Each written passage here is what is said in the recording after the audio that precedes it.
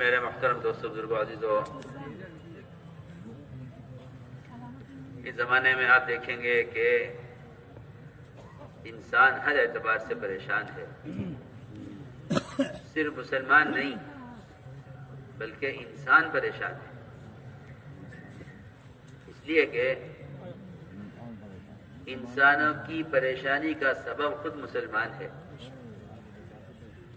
یہ نہیں کہ مسلمان انسانوں سے پریشان ہے، بلکہ انسان مسلمانوں سے پریشان ہے. یہ بات نہیں ہے کہ مسلمان انسانوں سے پریشان ہیں، یہ سوچ غلط سوچ ہے، بلکہ میں حقیقت عرض کر رہا کہ انسان مسلمانوں سے پریشان ہے، اس لیے کہ مسلمان کے بدن سے نکلنے والا عمل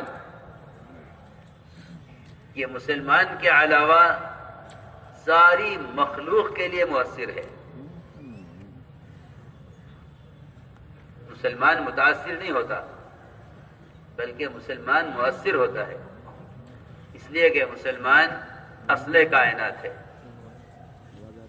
مسلمان اصل کائنات ہے، مسلمان مؤثر ہے، متاثر نہیں ہے.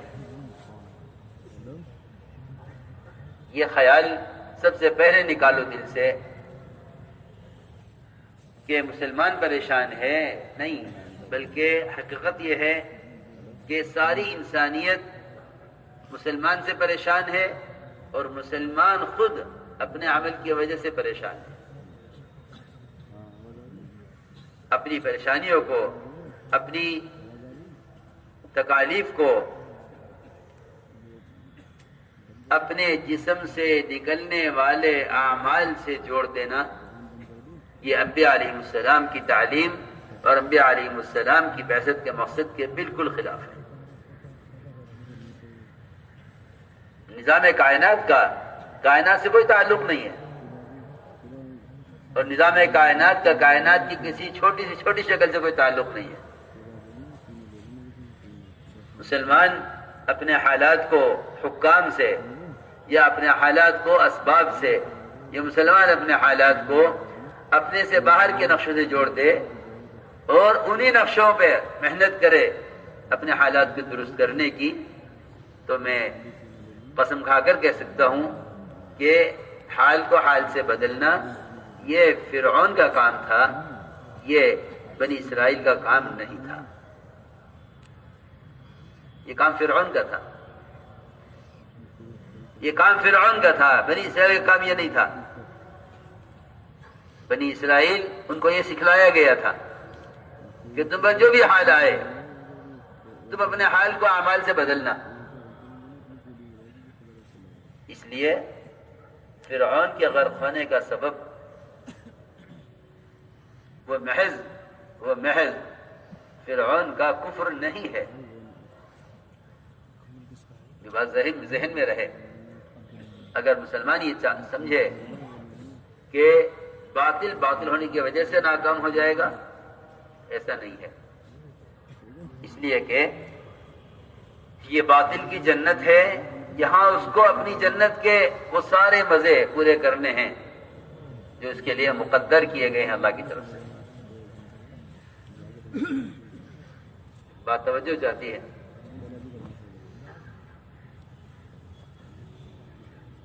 میں نے عرض کیا کہ حال سے حال کو بدلنا یہ فرعونیت کا مزاج ہے. اس لیے بنی اسرائیل کا جو حال بدلا ہے وہ حال صرف فرعون کے مظالم، فرعون کا کفر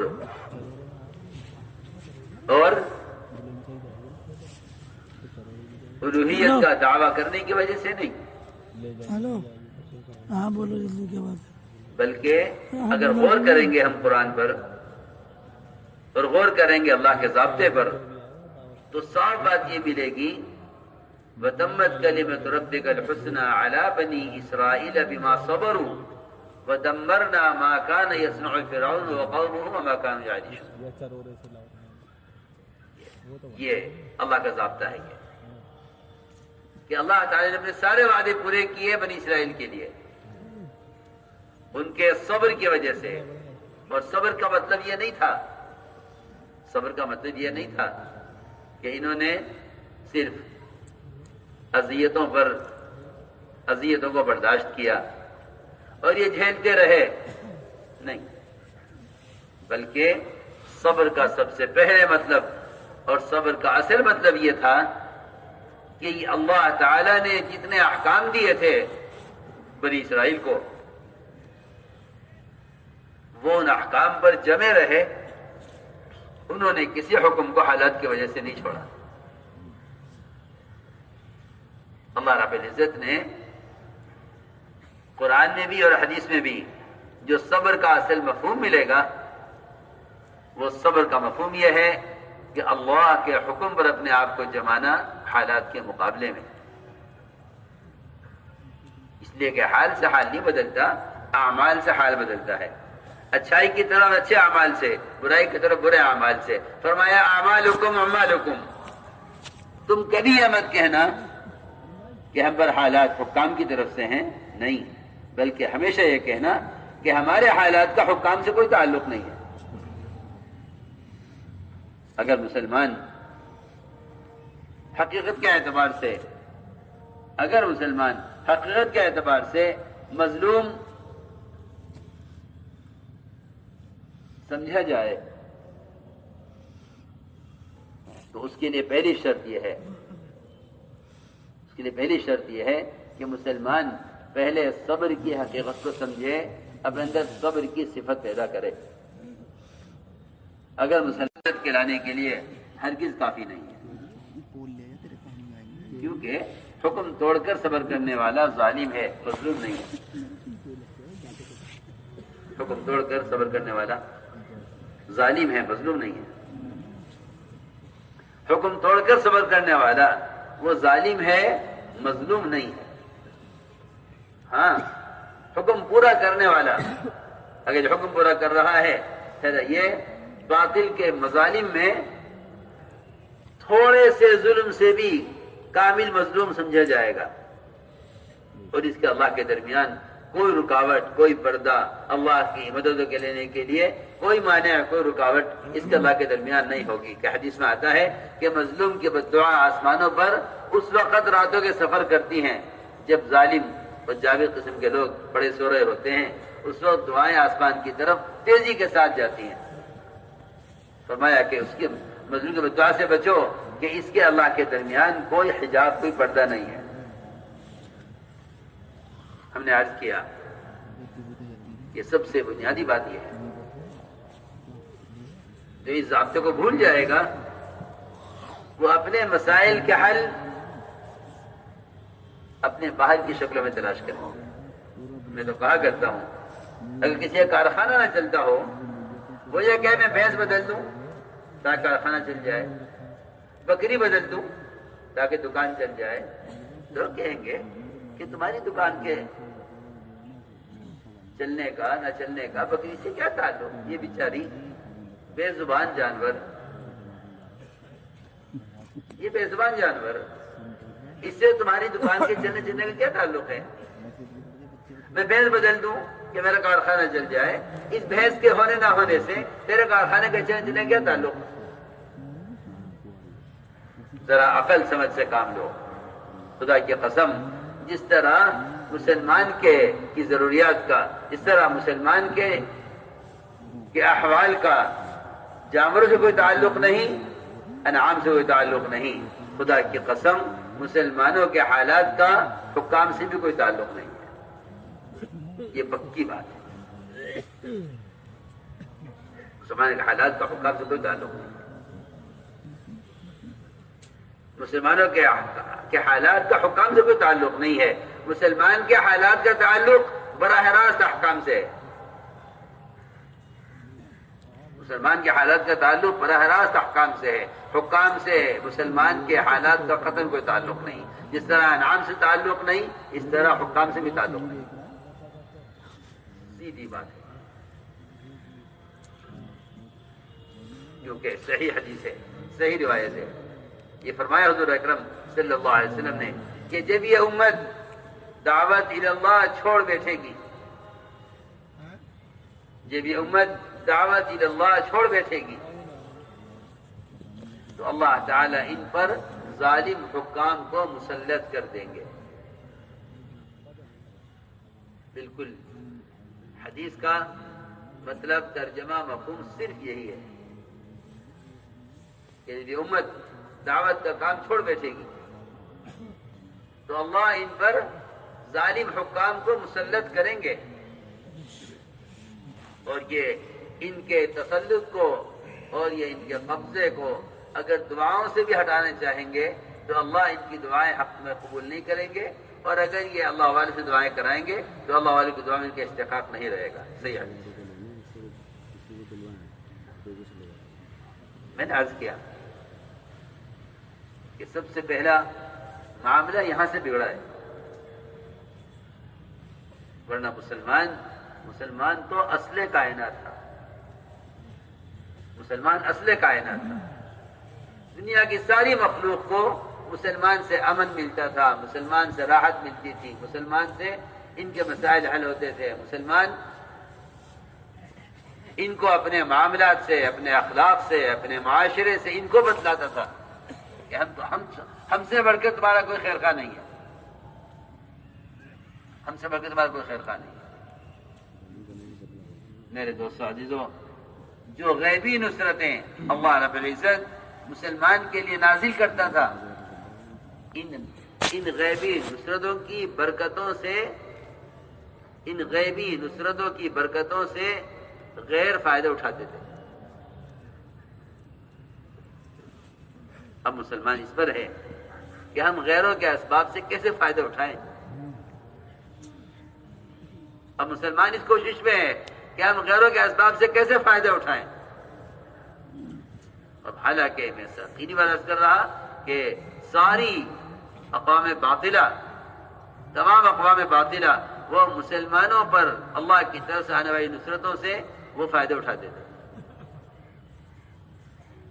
ابو بکر صدیق رضی اللہ تعالی عنہ سفر ہجرت میں جب دودھ کی تلاش میں نکلے کہ آپ کے لیے کہیں سے دودھ کا انتظام کروں، ایک مشرکہ عورت اپنا ریوڑ چراتی ہوئی ملی، اس سے فرمایا کہ ہمیں دودھ چاہیے۔ اس مشرکہ عورت نے کہا میرے ریوڑ میں کوئی بکری دودھ دینے کے قابل نہیں ہے، کوئی بکری آج تک گیابن نہیں ہوئی، سب چھوٹے بچیاں ہیں، چھوٹی بکریاں ہیں، ان میں دودھ کے قابل کوئی نہیں۔ فرمایا نہیں، دودھ تو اللہ دیں گے، اس لیے کہ جتنے بھی کائنات کے اسباب ہیں وہ کسی بھی شکل میں ہوں، وہ اللہ تعالی کی قدرت سے فائدہ اٹھانے کا سبب نہیں ہے۔ نہ ان میں قدرت ہے، نہ یہ قدرت سے فائدہ اٹھانے کے ذریعہ ہے۔ یہ تو اللہ تعالی کی صرف اللہ کے تعارف کے لیے ہے، یہ تو اللہ کے تعارف کے لیے ہے کہ ہم خون اور گوبر کے درمیان سے دودھ نکالتے ہیں، یہ ہمارا تعارف ہے، بس ہمیں پہچانو، یہ ذریعہ نہیں ہے۔ مشرک عورت کا یہ کہنا تھا کہ میرے ریوڑ میں کوئی دودھ دینے والی بکری نہیں ہے۔ ابوبکر رضی اللہ تعالی نے جواب میں یہ نہیں فرمایا کہ جب تیرے ریوڑ میں کوئی بکری دودھ دینے والی نہیں ہے تو پھر دودھ کیسے مل سکتا ہے؟ ہم تمہیں سمجھانا چاہتے ہیں، ہم تمہیں یہ سمجھانا چاہتے ہیں کہ اللہ کے کرنے کے اسباب یہ کائنات کے نقشے نہیں ہیں، اس کے کرنے کے اسباب مومن کے اعمال اور مومن کا یقین ہے۔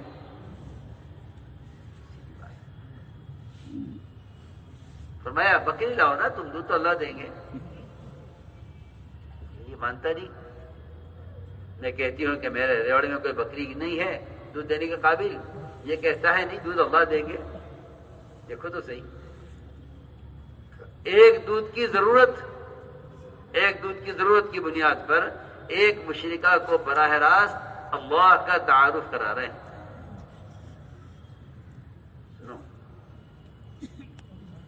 ہم تو ہر ایک دوسرے سے کہہ رہے ہیں کہ نہیں، تمہارا مسئلہ اسی طرح حل ہوگا۔ حضرت فرماتے تھے جب مسلمان اعمال سے ہٹ جاتا ہے، تو پھر جن کے ہاتھوں میں اسباب دیکھتا ہے ان کا غلام بن کر چلتا ہے۔ سیدھی بات ہے، ان کا غلام بن کر چلتا ہے۔ یہ کہ اسباب، بلکہ ایک صحابی کا قول ہے، خود فرماتے ہیں کہ اگر مسلمان نے آخرت کو ہٹا کر دنیا کو سامنے رکھ کر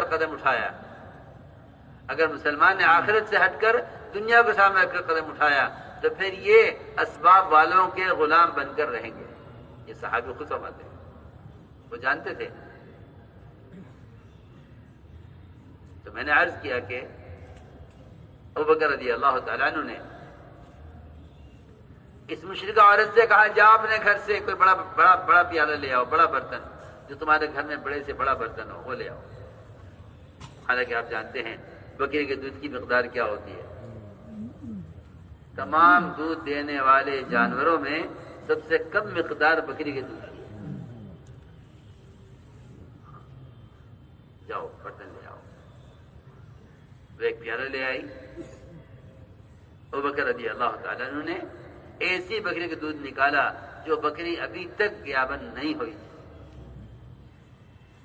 خود بھی پیا، اس کو بھی دیا۔ تو ایک مثال دی ہے بس، ایسے بے شمار واقعات ہیں جس میں صحابہ کرام پر کے لیے انفرادی اجتماعی نصرتیں وہ غیروں کی راحت کا سبب بنی۔